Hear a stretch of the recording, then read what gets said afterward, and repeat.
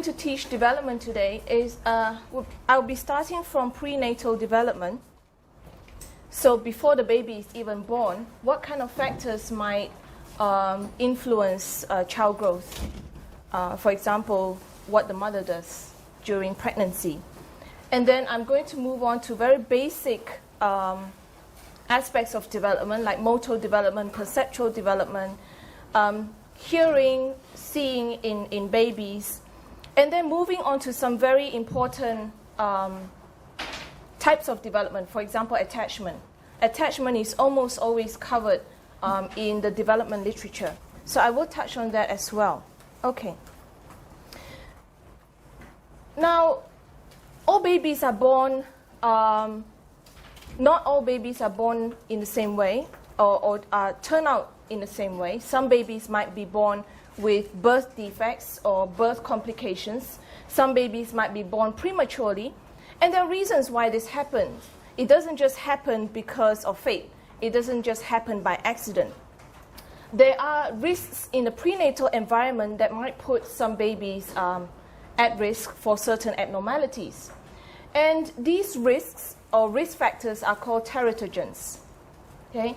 And teratogens are external agents that may cause developmental deviations in the fetus.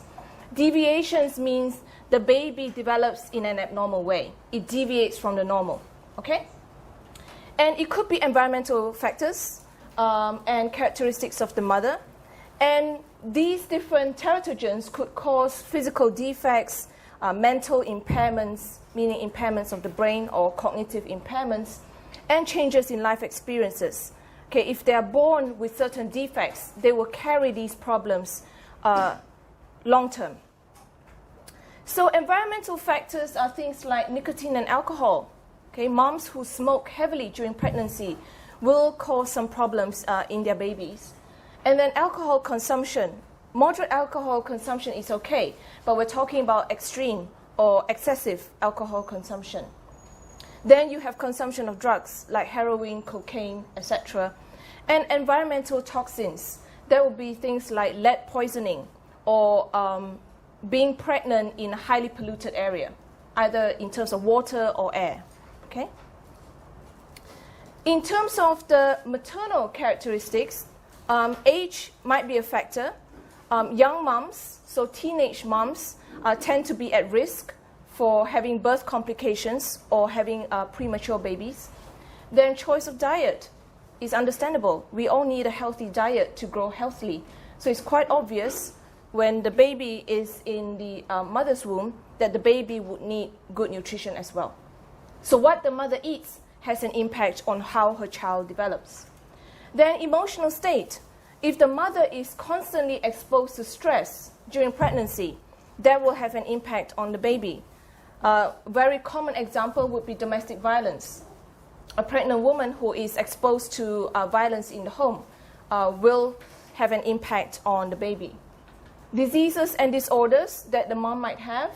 A mom who is depressed while being pregnant will have an impact on the baby. Why? Any ideas? How would depression in a mom have an impact on a baby? Okay, think about the symptoms of depression. How might that impact on the baby who is not yet born?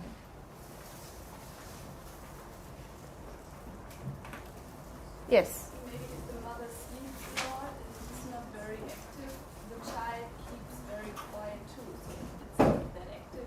Okay, a depressed mom would be very inactive, feeling exhausted all the time, so she is likely to stay in bed a lot.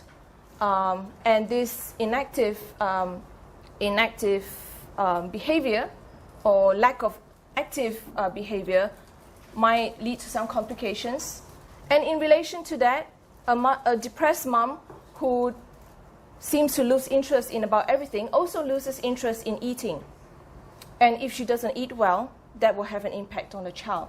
So having depression actually causes quite a few factors to influence the baby's development. And then finally, parasitic bacterial viral infections. These will be infections that the mother gets during pregnancy. So what are the effects of teratogens? Well, you have to understand the effects in these different aspects. Firstly, the timing. The effects of teratogens, whether it's environmental or maternal, occur largely during critical periods. And the critical period determines how serious that birth complication or developmental abnormality will be. Okay? So for example, the vulnerable period for heart is 20 to 40 days after conception. So the baby is most likely to suffer heart problems if one of the teratogens has an effect during that 20 to 40 day period. Okay? Specific effects. Teratogens have specific effects on the development of the fetus. So for example, rubella in the mother affects mainly the fetus's heart, eyes, and brain, not other areas. And likewise, other teratogens would have effects on specific parts of the body. And the third point is that maternal or fetal genotypes may counteract a teratogen's effects. So for example, some babies and some mothers might have a genotype that is more resistant to the effects of rubella. Some might be more sensitive or more vulnerable to the effects of rubella. Then of course you would have different severity in terms of the illness. Another point is that the effects of one teratogen may intensify the effects of another. So for example, malnutrition in a mother might exacerbate the negative effects of drugs. Or likewise, malnutrition in the mother might exacerbate the effects of stress as well. So you could have combined effects or one effect making the other effect worse, especially if the mother is exposed to many teratogens, environmental plus maternal, or 2 or 3 maternal teratogens. You might also get a case where different teratogens producing the same effect. So for example, rubella and drug consumption, such as the consumption of quinine, might cause deafness. Okay? And finally, the longer the exposure to a teratogen, the stronger the effects. And this increases the risk of harm. So for example, if a mother was constantly exposed to polluted water or polluted air, then the more severe the harm will be, as we would expect. So these are the different ways teratogens could affect prenatal development. And I'll move on to the kind of birth complications that you might get as a result of specific teratogens. Okay? So a very common birth complication is prematurity and low birth weight. Premature or preterm babies refer to babies born before the full gestational period. That means at or less than 37 weeks. Okay? And low birth weight babies are preterm or small for date babies who are less than 5 pounds in weight. Okay? Now, why should we care about low birth weight babies or premature babies? Well, because these babies will suffer long-term consequences if they are not treated properly, if they're not treated or if they're not given help from a very young age. Now, some babies do catch up in motor and intellectual development. I'm sure we have many students who were premature babies, but you eventually catch up anyway. But some continue to show cognitive deficits. And you might have babies, premature babies, growing up to have problems in school, hyperactivity, motor skill problems, speech problems, and hearing disorders. And the reason why some premature babies grow up to have problems and some premature babies grow up to catch up with others is because some babies are born into difficult or challenging or adverse environments. Okay? So for example, growing up in a poor family or underprivileged family, that may lead to more long-term difficulties. So the long-term effects of prematurity is particularly significant and enduring, meaning long-term, for economically disadvantaged families. Okay? Families who don't have the money to provide the help or support that the baby needs. And this is often combined with effects of child responsiveness. Maybe the child is not responding well to treatment or to certain types of support. The mother's competence. You might have two groups of premature babies, but one group of premature babies might be raised by very competent mothers, okay, mothers who really pay attention to the child's needs. And another group where the mothers don't pay attention to the child's needs. Then you would have different developmental outcomes. Then the family's environmental stresses. So apart from economic stress, you might have a family living in a stressful urban area or highly violent neighborhood or a high crime neighborhood. These all contribute to stress as well. And then finally, social support. Some premature babies grow up to be okay because they get help. The family gets help from other family members. The grandparents taking very good care of the premature baby. And then nursing staff. Mothers might also join self-help groups. So these are support groups that try to provide advice to mothers with premature babies, for example. Okay? Any comments? Questions? Okay. So that's one of the birth complications. I'm now moving on to typical development or normal development and what we would expect babies to show in the first few years of life. So let's start off with perceptual and motor development because these are actually very important in telling us what problems the baby might have later on. Okay? Now, the first step into assessing a baby's development is his or her reflexes. How many of you have actually been in contact with a baby? Okay, not many. So try to imagine what it would be like to see a baby showing certain reflexes. Now, reflexes, just as we have, are involuntary responses to external stimuli. That means, for example, when I hit you on your knee jerks. Okay, that's a reflex. You don't intentionally jerk your knee, unless you want to kick that person. But we would expect that to be a reflex response. Now, we are all born with a particular set of reflexes, but we actually lose some of these reflexes. We don't keep all of them. Okay? Of course, I won't expect you to remember what reflexes you had when you were born, but some disappear during the first year, and some are replaced by intentional or voluntary responses that are learned by sucking, for example. Most babies, while from birth, they suck on a pacifier, 奶嘴, right? And that becomes something that is learned. Okay, then the baby learns to suck on the mother's breast during breastfeeding as well. So that becomes voluntary rather than a reflex. And reflexes also ensure survival. For example, you blink your eyes to shield your eyes from light. So you see babies blinking when the light turns on or when you bring the baby outside in the sunshine. Now, why should we be interested in babies' reflexes? It's because if you don't see certain reflexes, or if certain reflexes are not typical, are not normal, abnormalities in the first few days or weeks will help us identify whether the baby has visual problems or potential blindness, or hearing problems or potential deafness.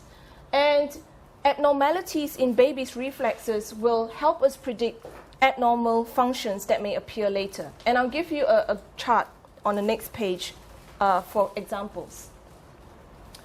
So it could be weak reflexes, reflexes that are simply not there, okay, when we would expect a baby to have those reflexes. Unusually strong reflexes, reflexes that don't disappear when expected. As I said, we lose some of the reflexes in the first year or first 2 years of life. And if we don't lose those reflexes, there's something wrong. Okay? So examples. The knee-jerk response is something we still see in adults. So if we tap on the tendon below the kneecap, the leg quickly extends or you kick your leg. And the significance of this response in babies is that if it's weak, that means the baby hardly moves the leg hardly lifts up, or you don't even see the knee-jerk response. then it's likely the babies are depressed, or the baby is depressed. Or a baby might have muscular disease and therefore cannot control his or her own muscles. Okay? And if you don't see a knee-jerk response in a baby, then it's likely to be permanent. Okay? And it's most pronounced in the first 2 days. So the first 2 days of life is the best time to test the knee-jerk response, to see if there might be something wrong with the child. The Babinski reflex is a reflex where if you stroke the bottom of the baby's foot, I assume you know what that means, from the heel to toe, so from the back to, pretend this is the foot, stroking like this, then the big toe should curve or curl up, and other toes will fan and curl. Now, this would be absent in babies who have a spine defect, okay, who has something wrong, a defect of the lower spine. And it's temporary. It usually disappears at the end of the first year. The reflex, not the spine defect. The spine defect is not necessarily temporary. Then you have the routine response. If you stroke the baby's cheek slightly, then the baby should turn his or her head towards your finger. So you stroke here, the baby will turn left. You stroke here, the baby will turn right. And it's absent again in babies who are depressed. Okay? And it's temporary again. It disappears at about 3 to 4 months, and then it becomes voluntary, meaning as the baby grows up, it becomes something intentional. The baby wants to turn to your finger because the baby likes that touch, for example.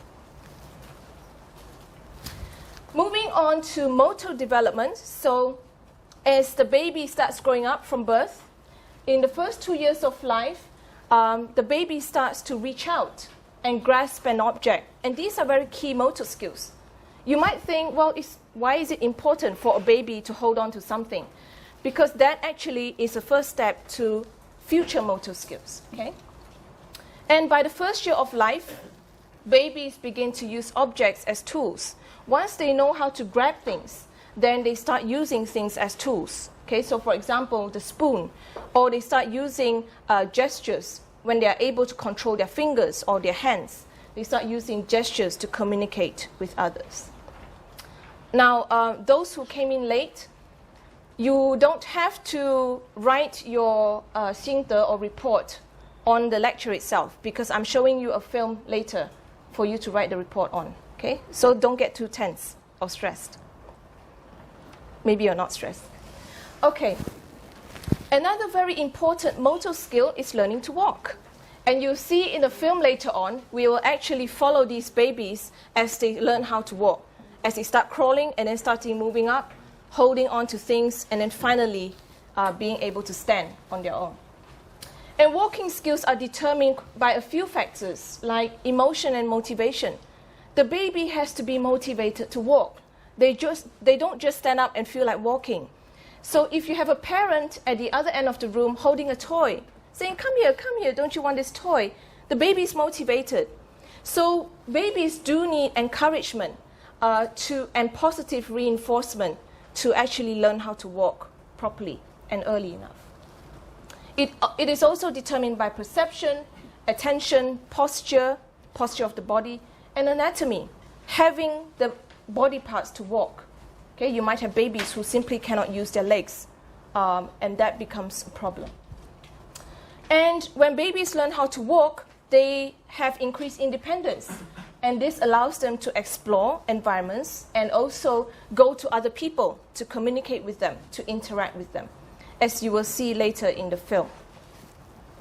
Now, motor skills and learning to walk might develop differently in different cultures. Okay? If we think about how babies are raised differently in different cultures, and you see that very beautifully in the film, because we have very different cultures in the film. For example, in Zambia, mothers leave their baby sitting alone for long periods of time. As in the film, you'll see a baby from Africa who is also left alone, sitting alone for a long time. And these are opportunities for motor skill practice. When they're left alone, they're able to grasp things as they wish, freely. In Jamaica, mothers regularly massage their babies, and they also regularly get children to practice in stepping. So massaging babies obviously will also help with the physical development. And this might lead some babies to walk faster or to be able to develop motor skills faster. As opposed to countries or certain parts of countries like China where the living environment might be very cramped. You have 7 people staying in a one-bedroom home, one-bedroom apartment, and there might be restricted room for crawling. Likewise, it could be a different country or a different environment where there are just many children in one space, where they have to compete for space, to crawl, to walk, to run, to do any physical activity. Okay? In terms of hearing, babies are actually good listeners, but there are certain things we need to know about a newborn's hearing. Now, the newborn's hearing will not be the same as an adult. Okay? It's well developed, they can hear things, but their hearing as a newborn is not as well developed as an adult's. And just as many of you wrote in your exam on brain plasticity, the baby focusing on sounds of the native language, babies as young as 2 days old already show a preference for the human voice over other sounds, especially high in pitch. So they're more likely to respond to a woman's voice, assuming the woman has, and your group is doing pitch, preference for pitch in voice. And so you can see why mothers, when they talk to babies, they don't talk the same way to babies as they talk to other people. They will raise their voice, make it more high pitch, and talk in a very baby, motherese type of speech. And babies also start showing a preference already for music. Okay, they show preference for melodious versus non-melodious sounds. For example, knocking on the door versus a tune, musical tune. Now, the problem for hearing is that it's not easy to diagnose hearing difficulties in babies because deafness is not apparent until 2.5 to 3 years. So it's very rare, or it's difficult for a pediatrician to actually properly diagnose hearing difficulties or deafness. In terms of vision, usually we look at vision in terms of clarity of vision. That means how sharp or how clear is the vision in babies. And newborns' visual acuity is poor unless the object is held close to the face. So their hearing is actually better than their vision when in newborns. But it improves rapidly. By 6 months to 1 year of age, the baby already has vision that is within the normal adult range. Okay? And by 4 months, the color vision in babies, they do start off with mostly black and white, and then they start developing their color vision, and they achieve the same level as the adult by 4 months. Okay? And this is when you see babies really being very happy or being very attracted to colorful toys or colorful mobiles or colorful anything for that matter. Okay? Again, similar to human voices, babies already start showing a preference for human faces. And newborns as young as 30 minutes old, okay, 30 minutes from birth, already show a preference for face-like images. And Longlor actually did a study, although this is debatable to some researchers, that babies actually show a preference for attractive faces. So attractive in their study meant symmetrical, meaning the left and the right face is symmetrical. And they picked a few pictures of celebrities, and they found that babies looked longer, they stared at the picture longer when it was an attractive or symmetrical face versus a non-attractive, non-symmetrical face. Okay, I don't know what's the importance of that, doing this kind of research, because babies can't pick their mothers. They can't just say, I want an attractive mother. So this is debatable. What implication is there for this kind of research? Now, one of the most highly researched areas, especially in the 70s, 80s, was depth perception. Okay? By 3 to 5 months, I will show you a video clip. I hope it runs. By 3 to 5 months, babies can coordinate both eyes. You need both eyes to perceive three-dimensional or from two dimension, okay? And that's how you perceive depth. You need to be able to perceive 3D. So the babies begin to use depth, to see depth using stereoscopic vision. That means sense of the third spatial dimension. And Gibson and Ward came up with quite an intelligent experiment called the visual cliff experiment. And it shows that babies aged 6 to 14 months, so just over 1 year old, would not cross a fake cliff to their mothers even with encouragement. So this is actually what it looks like. So on the top is actually a piece of glass, okay? And the mother's on the other side. And they're trying to see if babies who can see depth, who can see it's a drop, would not dare to cross the cliff. But very young babies are not able to perceive depth, so they would happily cross over to their moms. Now, interestingly, the fear of heights does not exist in very young children. Now, this is because if the idea is if babies don't know how to crawl yet, then they're less likely to perceive depth perception. And this also reminds us that it has something to do with experience. Okay?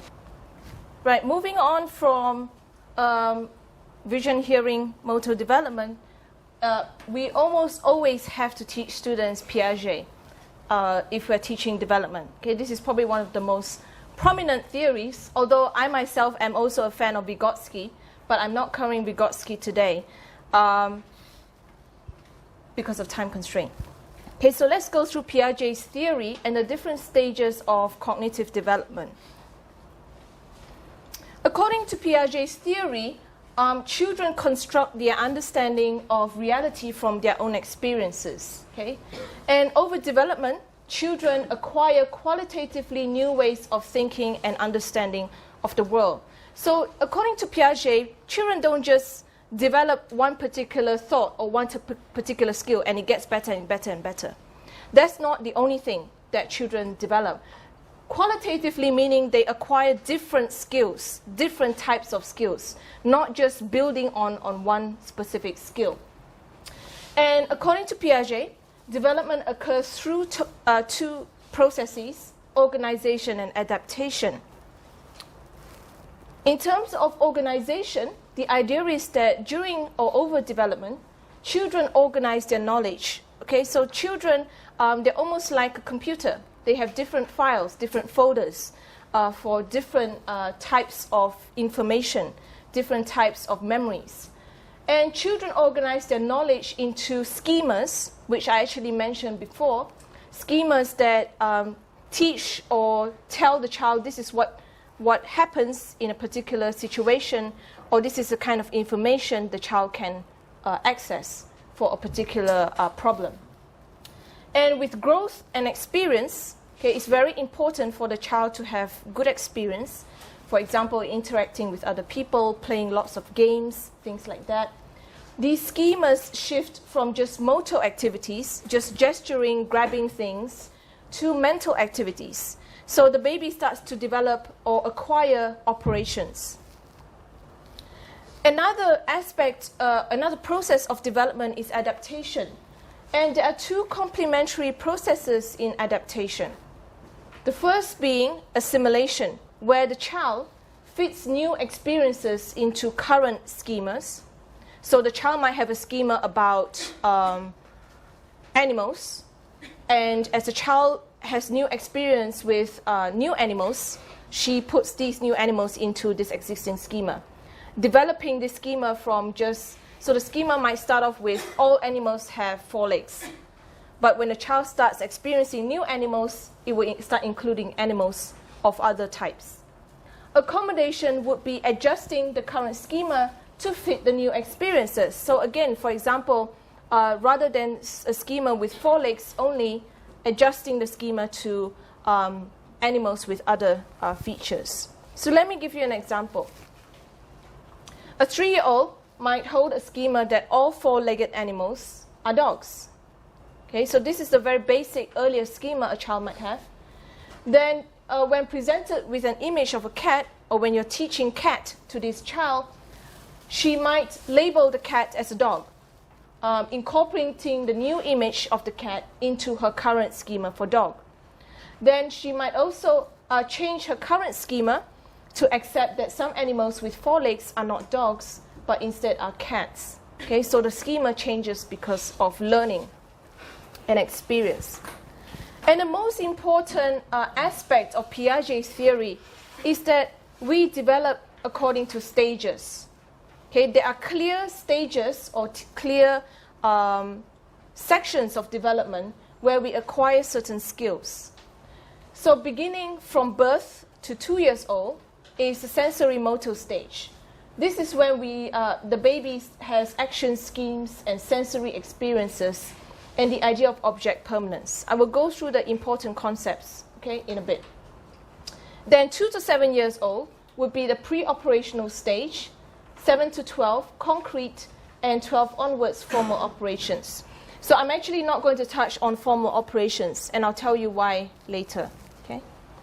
Now, the important point about these 4 stages is that children reach these stages through experience. Now, if a child is raised in an environment where there's no stimulation, there's very little learning, the child would take longer, for example, to move from the sensorimotor to the pre-operational. Okay?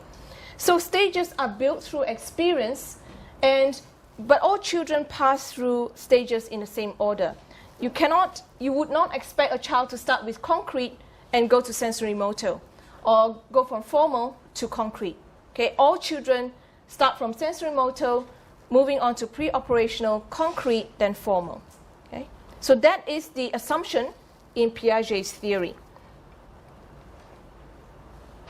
So in the sensorimotor stage, a common aspect of development or skill observed in babies is object permanence. Okay? It's the understanding that objects and people continue to exist independent of the child seeing or interacting with them. So a child has to eventually learn that even if I take an object away, if my mommy leaves the room, my mommy still exists. My mommy doesn't just disappear. Or that object still exists. It's just moved, that's all. Okay?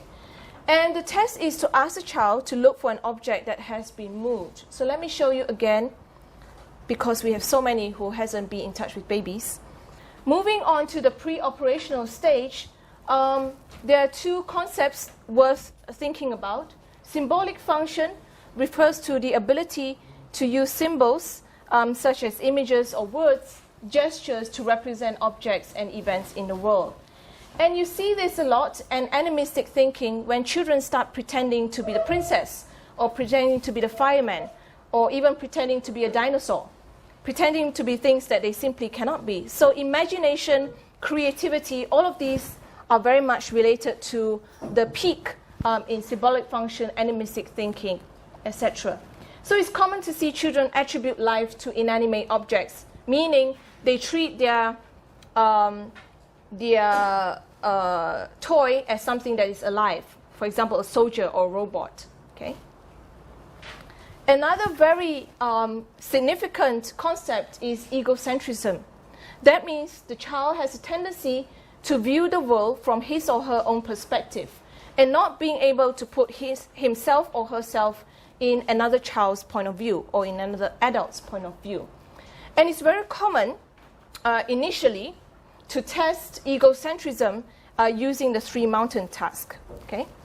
So getting the child to sit on one side of a table, and you have a model of 3 mountains of different heights, and you will ask the child, what does the doll see when sitting at A?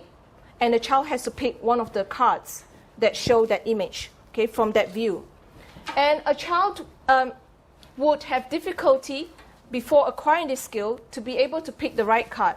They would always pick the view of their own viewpoint rather than being able to imagine or see from A, B, or C. Okay? So in the 3 mountain test, the child is asked to identify the picture that illustrates the viewpoint of the doll seated away from the child. Now, there are challenges to this egocentrism test. Okay?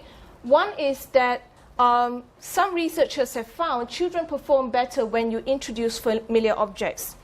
So the criticism against the 3 mountains task is, well, it's not often that children encounter 3 mountains. So it's something that actually is very strange to children. And maybe they might not be able to do this task because of that. And if you introduce familiar objects, like using a dollhouse, or using a model of a house, etc., or if you change the purpose of a task, if you don't just ask the child, what does the doll see when sitting at here, here, here? Rather, you do a game. So it might be a policeman catching a thief. And you want to tell the child, the thief is trying to hide from the policeman. So where should he stand?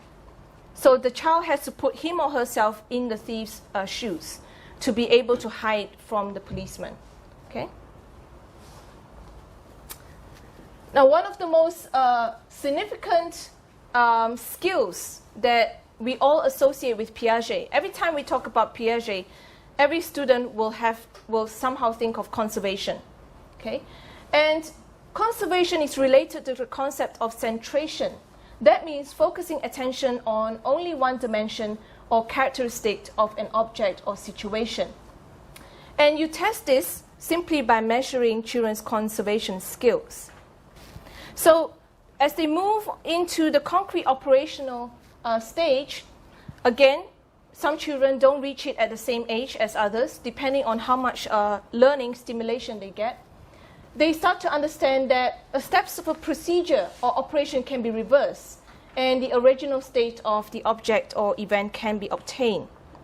Now, when this kind of research first started, a lot of people started saying, well, this kind of skill is sort of related to mathematical or logical skills as well. And different cultures have different emphasis on the kind of skills they want or they emphasize. Okay? And this has something to do with when I discuss cultural conceptions of intelligence. To some cultures, being mathematical is intelligent, but to some cultures, it's not a useful skill. And it's the same thing for conservation. People develop skills and concepts that are useful in the daily activities required in their eco-cultural settings. So one classic example would be agricultural tribes or agricultural communities. Okay, these are communities that deals with quantitative activities daily. They have to produce, store, and sell food. So you would expect children growing up in these communities, if they help their parents or families do agricultural activities, they would develop conservation skills earlier than other children. For example, children who grow up in the cities. Okay? Now, the reason why I'm not covering formal operations is because it doesn't seem to be universal based on all the later research from what Piaget proposed. Not all adolescents or adults in all societies reach this stage and achieve the same flexibility in problem solving. So let me go back and quickly give you the formal stage again. Okay, so this is when the child would show flexibility and complexity in thought processes, hypothesis testing, and showing alternatives in problem solving, meaning if they can't, if one of their strategies cannot solve the problem, they will come up with alternative strategies. So being innovative and creative. And the argument is that really some kids don't even reach this stage, so it's not universal. And some cultures emphasize symbolic skills, but some do not. So that's another difference. And some societies provide a wide range of educational experiences to teach problem solving. Some kids grow up from young to do problem solving almost every day, but some kids do not. So we wouldn't expect children to reach the formal stage in the same way or at all. Okay? All right. Before I go into attachment, let me give you a break. Okay? Right, the reason why I'm focusing on attachment is because attachment has been found to predict a lot of problems in children later on. If they don't have a secure attachment to their caregiver, they might be less confident, they might have lower self-esteem, etc., etc. I will touch on that later on. So what is attachment? It's a strong emotional bond that forms in the second half of the first year of life between infants and their caregivers. Now, I use caregivers, not necessarily mothers, because the primary caregiver could be the grandmother, grandfather, or father, or sibling. And the visible signs of a secure or good attachment is warm greetings. So when a baby sees this caregiver, they would ask for a hug, they would smile, they would be happy. Active efforts to make contact. And when the baby is in an unfamiliar situation, you will see this baby moving closer to this caregiver. Okay, that is another indicator of attachment. And secure attachment enhances the effectiveness of parent socialization. If a child is securely attached to the parent, the parent can expect better or more conformity to their goals and rules. It might be a bad thing if these goals are bad goals, but it might be a good thing if the parent is trying to socialize the child in certain behaviors. And attachment really came from John Bowlby's theory. This is how we really understood attachment at the beginning. And according to Bowlby, who was a researcher at Cambridge, he claims that attachment is rooted in our instincts as babies, okay, in the infant's instinctual responses that are important for the protection and survival of the species. We develop attachment to a caregiver so that we are protected. And when we are protected, we survive. Okay? And responses or reflexes such as crying or smiling elicit parental care and protection. We show certain behaviors that will elicit responses from the caregiver, and it's this reciprocal interaction that develops, that contributes to attachment. And the parental response, it could be negative, it could be positive, but the positive ones promotes contact between the child and the parent, and children and their parents are biologically programmed. So according to John Bowlby, it's biological. We all have the ability to develop an attachment to a caregiver or more than one caregiver. And the development begins with an innate preference for humans over inanimate objects. Okay? We as human beings, when we are born, we do develop a preference. We definitely show a preference to a human being, contact with human beings, than to a car or to a table or to a toy. And you also see this, the development of attachment in the early learning of discrimination between familiar and unfamiliar people. Babies start to show preference towards familiar people. And how you measure attachment in early age would be to see what would the baby do if you put the baby with a stranger without the mother. I will show you the experiment later on. And then the baby develops an attachment to specific people, and most importantly to regular caregivers. A baby is not likely to develop a secure attachment with someone she sees once a week. Okay, we're talking about regular primary caregivers. Now, when John Bowlby proposed his theory of attachment, he didn't really talk about fathers then. But the theory has extended to fathers, although it depends on the level of involvement in caregiving, meaning some fathers are very involved in caregiving, feeding the baby, changing the nappy, playing with the baby. Some fathers are not. So it depends on how much care they give. And cultural factors as well. In some cultures, the father is a significant playmate. The father is one who plays with the babies a lot. But it does depend on gender. Okay? You would expect fathers to play more with boys than with girls. And that seems to be quite consistent across cultures. And according to Michael Lamb, who is probably the authority figure on fatherhood, he does a lot of research on fatherhood, he found that older babies showed similar attachment to mothers and fathers when a stranger visited their home. So what he's saying is that babies don't necessarily have a better attachment to mothers than fathers. You might see cases where they show similar attachment behaviors to both parents. So how do we even assess whether a baby has a secure attachment to a caregiver? And it started with Mary Ainsworth's strange situation procedure. This is a classic procedure now. We all still use it to assess attachment.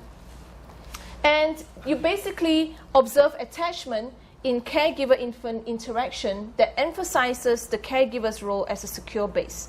You want to see if the child is put in a difficult or a stressful, unfamiliar situation, the baby will see this person as a secure base to go back to. Or when the baby wants to explore, does the baby treat this caregiver as a secure base to explore around the environment? So the strange situation procedure, the SS procedure, tests a scenario that assesses, is a testing scenario that assesses and classifies what type of attachment that a caregiver and a baby might share. Okay, and I'll show you why these categories are important. So let me give you a video of the procedure, and it begins with the mother and a baby in a playroom, and then the stranger comes in and eventually interacts with the baby.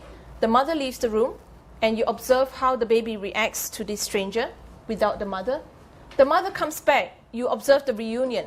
Okay, some babies will go to the mother, ask for to be picked up. Some babies ignore the mother.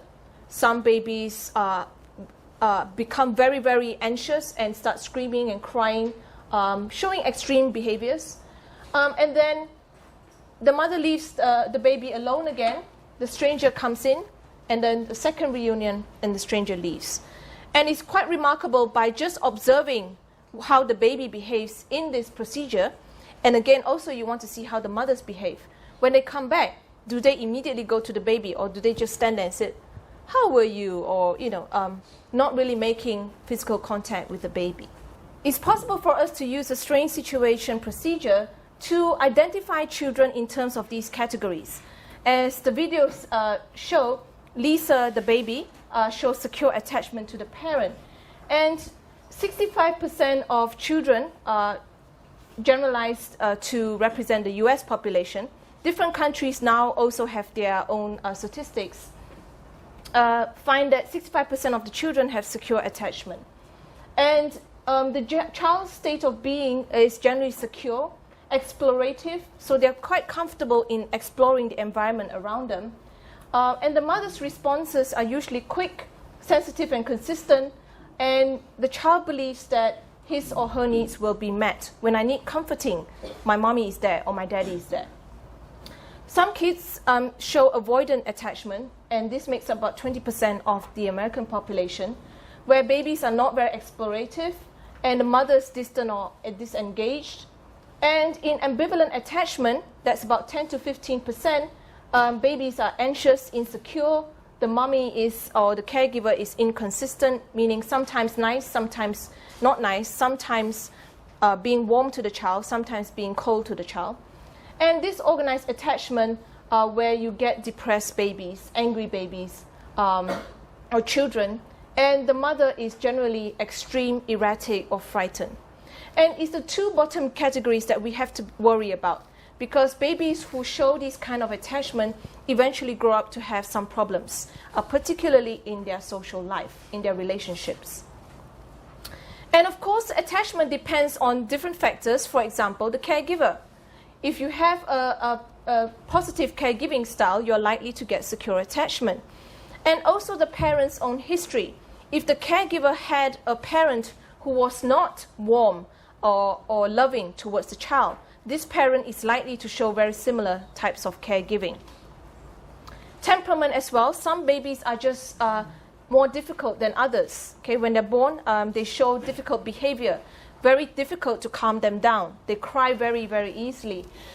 So some babies might show negative or avoidant or disorganized attachment because of their own temperament. But it also depends on how much support the caregiver gets. If a lot of people are working hard to make sure the baby is happy, then the baby might show a different type of behavior than others. So why do we care about attachment? Well, because you can see that securely attached children, even in 2-year-olds, are more likely to be enthusiastic in what they do. They're more likely to be persistent, meaning they don't give up easily. Cooperative, effective in solving problems. In 7-year-olds, securely attached children are more attentive, participative in the classroom, even up to adolescents, and they also maintain higher grades. Okay? In the social realm, securely attached children are more likely to be socially competent. Okay? They are able to understand other people and react to other people accordingly. Empathetic, okay? Peer-oriented, and have more friends. In terms of self-identity, securely attached children, even in 6-year-olds, you can see this as young as 6-year-olds, see themselves in a positive way, but they're not overly positive. Securely attached children also acknowledge the flaws in themselves.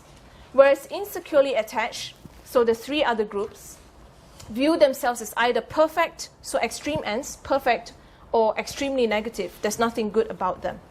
So you can see that just the bond between the caregiver and child could have an impact on so many aspects of development, how they do in school, how they do with their friends, how they see themselves. Okay? So that was the reason why I wanted to touch on attachment. Any thoughts, questions? Okay.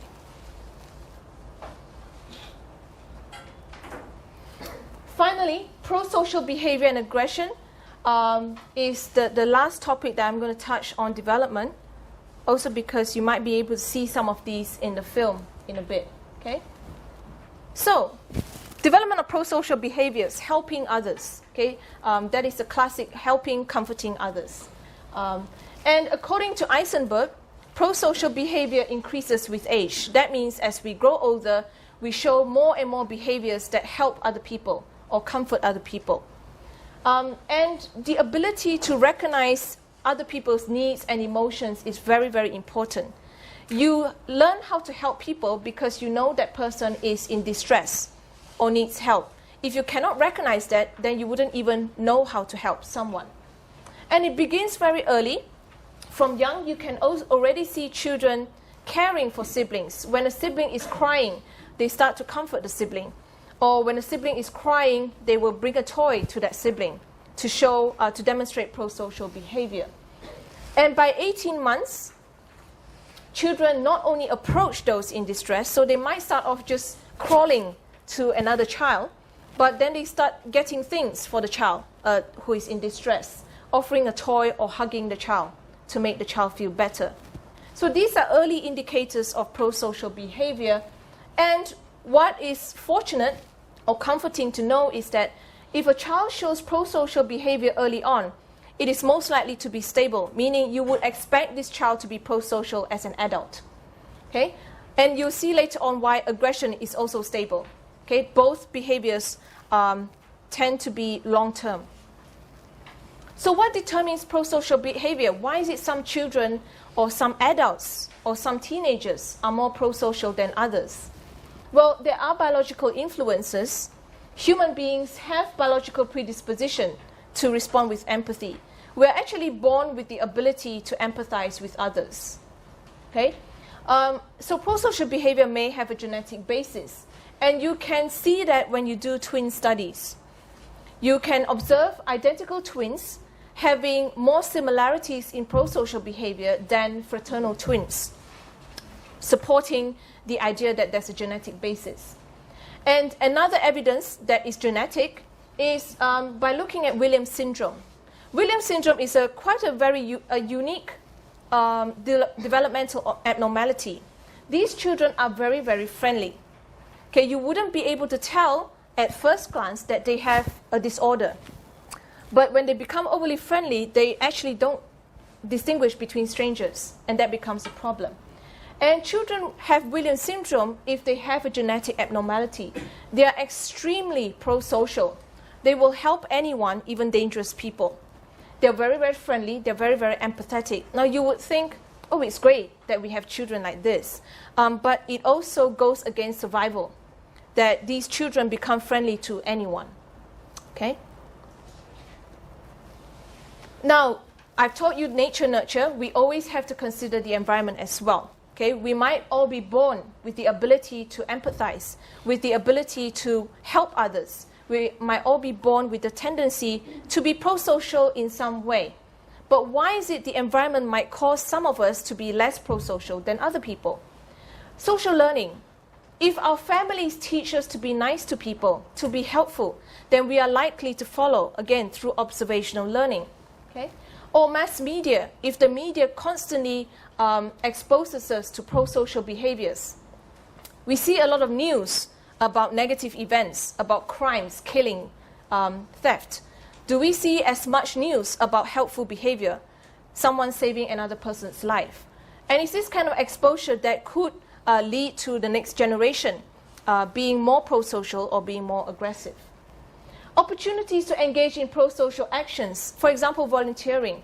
Now, I heard in NTU, for example, it's mandatory or compulsory that you do some kind of volunteering. Am I right?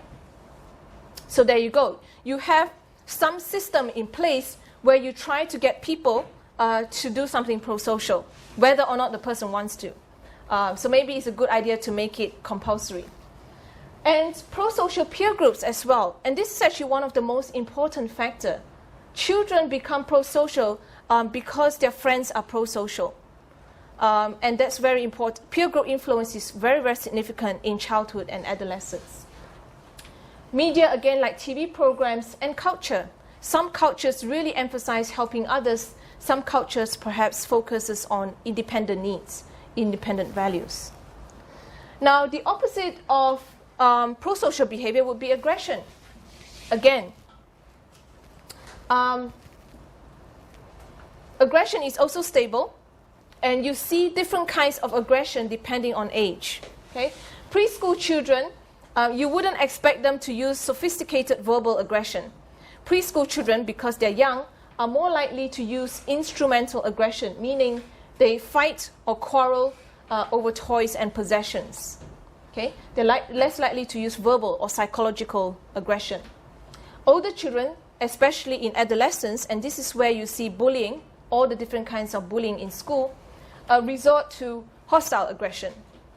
That means directing aggressive behavior in an individual or group by criticizing or ridiculing or isolating, things like that. So older children rely less on physical. They still use physical, but they also start to use psychological and verbal aggression. And now with the technology, increasingly children are using cyberbullying as a way to be aggressive. Now, highly aggressive children have been described as having more difficulty reading other people's intentions. That is, children are aggressive because they're more likely to make assumptions that another person is hostile to them. So they misread other people's intentions or behavior. And aggressiveness generally remains stable throughout throughout adulthood, and it's related to deviant or antisocial behaviors. So a classic case would be you observe aggression in a preschool child. This child goes to school. You start seeing other forms of aggression. This child grows into an adolescent, and the adolescent might start showing antisocial behavior or some low-level criminal activities like vandalism. And this might escalate depending on whether the child is being treated. Okay? So what determines aggressive behavior? Well, similar to prosocial behavior, identical twins are more similar in aggression than fraternal twins. Another biological influence would be hormones. Okay? For boys, the rise in testosterone levels during adolescence is related to violent offending. And low serotonin level as well. And serotonin is a neurotransmitter involved in regulating emotions. Now, you would expect a child who is not able to regulate emotions to act impulsively or to become a lot more angrier than you would expect. And low serotonin levels have been found to relate to higher levels of aggression, especially with high family conflict. Okay? But as with many, many behaviors in human beings, the biological risk is also influenced by the environment. So one classic factor is use of physical punishment at home. Now, in the Asian community, many parents use physical punishment on their children. But some parents don't use severe physical punishment. Some parents do. And I'm talking about the severe ones. Those who beat children until they suffer injuries. Okay? That amounts almost to physical abuse. And Physical punishment is likely to cause aggressive behavior if the relationship between the parent and the child lacks warmth. Okay? So if it's a very cold, distant relationship, physical punishment is more likely to have a negative impact. Or if the parents become abusive. Another reason why the environment might cause aggressive behavior is lack of parental monitoring, meaning the parent is not supervising what the child is doing. So the child is more likely to engage in aggressive behavior. Media such as television, violent TV shows, violent video games might cause some children, not all children, to be desensitized to violence. They start feeling that there's nothing wrong with violence. Okay? And they view violence as an acceptable resolution. If I'm not happy with someone, I can use violence. It's a way to get them to keep quiet. It's a way to get them to stop doing what I don't like. They start seeing it as a tool. Okay? And delinquent peers, association with gangs, high crime neighborhood, all of these have been found to be related to the family environment, especially families that have incidents of domestic violence. Okay? So these are the different kinds of factors that would cause children to develop into pro-social or helpful adults. And the opposite side, children who grow up to be very aggressive or violent adults. Okay.